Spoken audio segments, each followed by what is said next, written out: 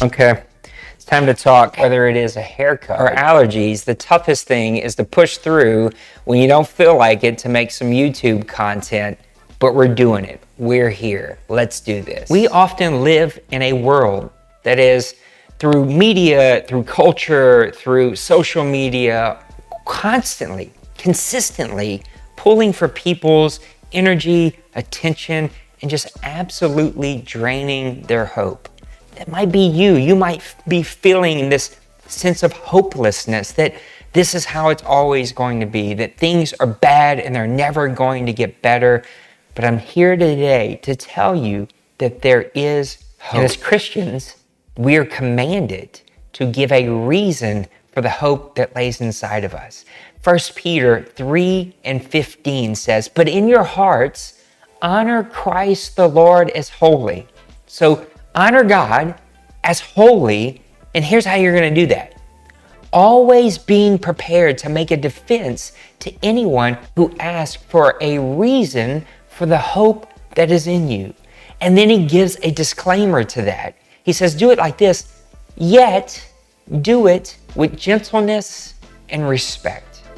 That you and I are commanded to give a reason for the hope that is in us, that we honor God, we bring honor, we bring glory, we shine a light that is reflecting from Him out of us to others so that they can see Him by letting people know this is a reason for the hope that is inside of me, that I am living with hope, that I have hope in my life, that things are good, things will get better, we will come through this, things will be better for me.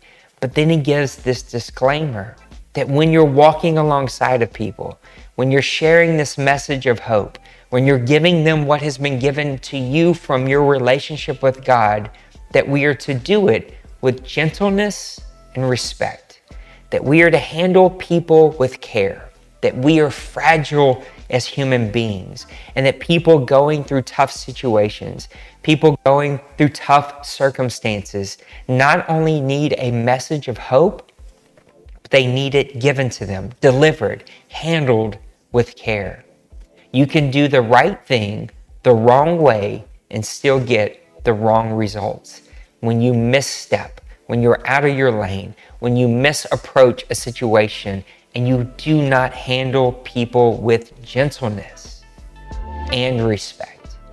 To respect their views, to respect where they're coming from, to respect their perspective, that though we may know the situation, we may know the person, we are not walking in their shoes, we do not fully understand their emotions and their feelings, and we can only handle them with gentleness and treat them with respect, to elevate them and make sure that they feel elevated, they feel respected, they feel seen, and they feel heard. And that though we are giving this message of hope, we're doing it with gentleness and respect. But maybe you're that person that is living in hopelessness. You feel like there's nothing to turn to. There's no reason to have hope. Let me encourage you with a scripture found in Romans chapter 12 and verse number 12. It says, rejoice in hope, be patient in tribulation, be consistent in prayer. Rejoice. Know that there is hope, that there is a brighter future. But when you struggle with that, then be patient in tribulation. Be patient in that tough situation. Push through. Tap into the resiliency that you have. You are stronger than you think. You can deal with more than you think you can deal with. You have what it takes to push through and be consistent in prayer. Understand where your source comes from. Get close in your relationship with Jesus Christ by having communications with Him, by bringing in prayer with Him, by inviting Him into your life, inviting Him into your situation, by knowing that His voice is often being felt through His presence and knowing that He is always there. Rejoice in hope, be patient in tribulation, and be consistent in prayer.